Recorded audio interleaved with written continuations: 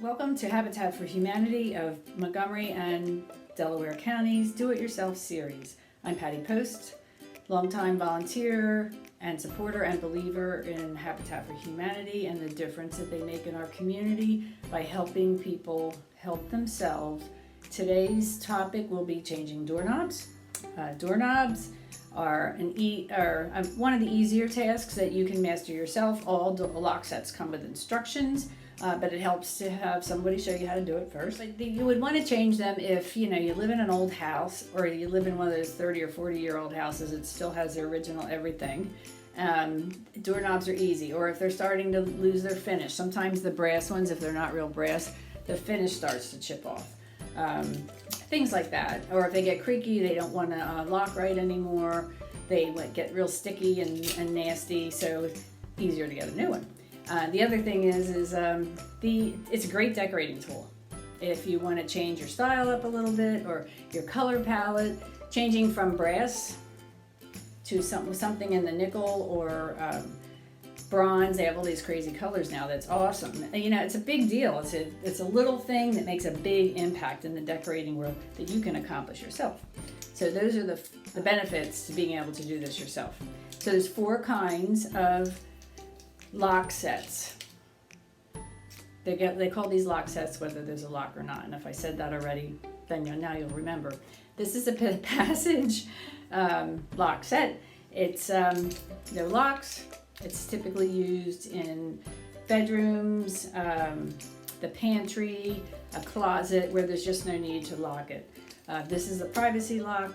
The privacy lock is used also in bathrooms, maybe bedrooms, home offices, where you have a button on one side, either a push button or a twist button, and on the outside, which I'll show you later, is a method of unlocking it, whether it's a keyhole or they give you an emergency key that's looks like an extended paper clip that goes in a little hole to release it. The idea being that if the kids lock themselves in the bathroom, you can get them out from the outside because you have the emergency or the correct tool to do that. Then there's the keyed entry, which is lockable on both sides. That would be your entryway or your closet if you wanted to lock a closet. But anyway, the point being is one side, typically the inside would have a twist and it locks it from the inside. The outside would always have a key. So that's called a keyed entry lock set. And you see that mostly on entry doors.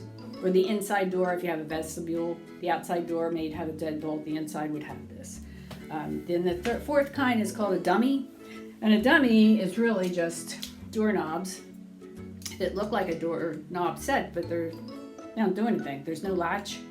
They just open and shut the door. You can put them on your pantry, you can put them on your laundry room door, things like that, where you just want to be able to grab something and move the door. So the first thing we're going to do now, I'm going to actually take this one out to show you how to remove it and then put it back in to show you how to install it, even though this is fairly new, so we're not going to change it out. We're just going to show you how to do it that way. So the first thing we're going to do is unscrew and take off the doorknobs.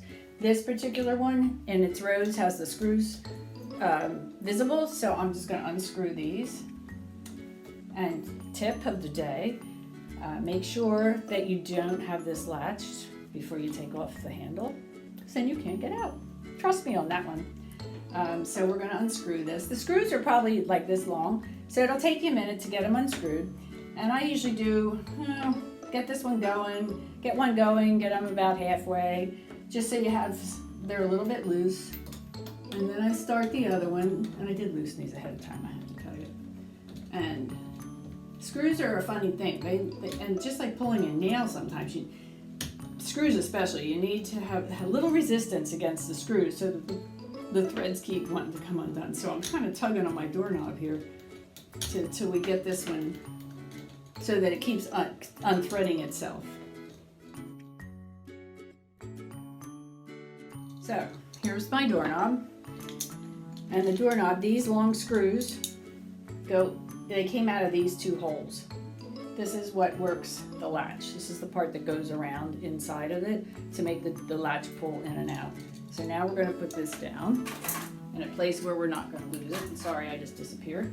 I'm going to take off the other doorknob now that I'm inside with the door open. And I'm going to take this out, and this is what the rest of the door looks like.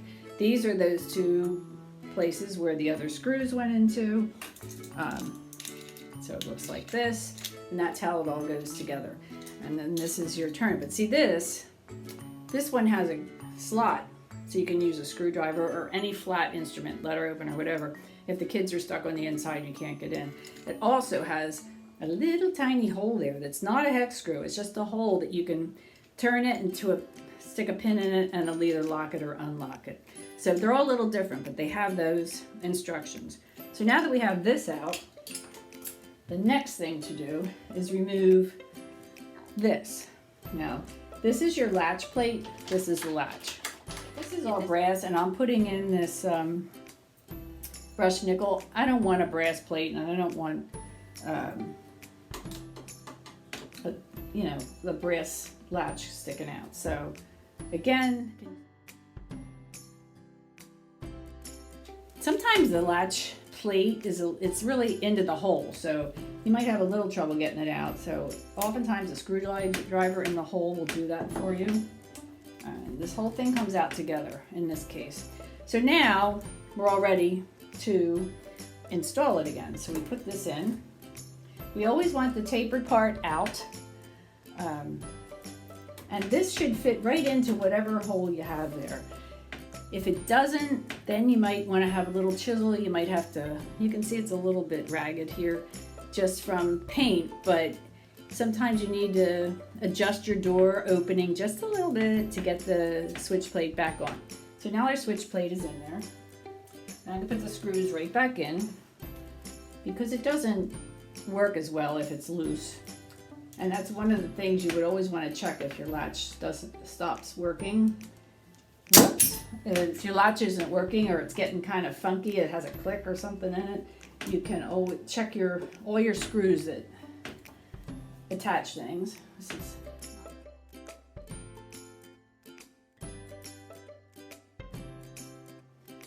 now our latch is in. So now we're going to take our new doorknob, and this is the outside. These, you always have the lock on the inside. So now, again, you're not really going to be able to see it. I'm going to thread it back through the hole. It's going to come through the hole.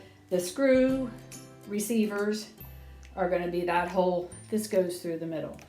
So when I put it back on here, I'm going to aim, and you just kind of wiggle it around, and there. Here we are with our screw receivers and the latch turner. So next would be putting the doorknob back on, and again you have to work with it a little bit, and sometimes it's helpful if you have somebody on the other side who can hold the doorknob for you and hold the door to keep it from swinging back and forth. Because now I'm going to thread this on. This goes into this hole, and then these two screws go into this two receivers. So I'm going to thread that on, and I'm going to look like this. I'm going to try and hold the door on myself. And I'm going to aim for a screw to get to start in one of those screw holders. And this is a magnet. Okay. All right, I think I got this one. All right. You know what?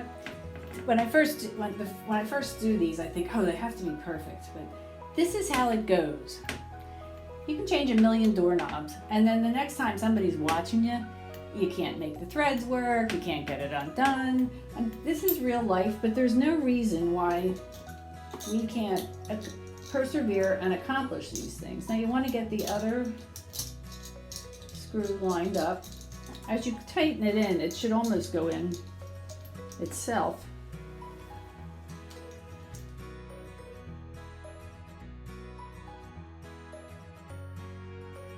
A ratchet screwdriver would work really good if you were doing this by yourself.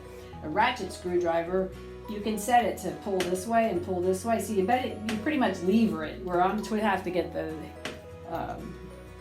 handle to go all the way around to make the screwdriver go in. Because something like this, you wouldn't necessarily want to use a drill, a screwdriver drill to drill it in, because first of all, you got this beautiful brush nickel thing, and what if you slip?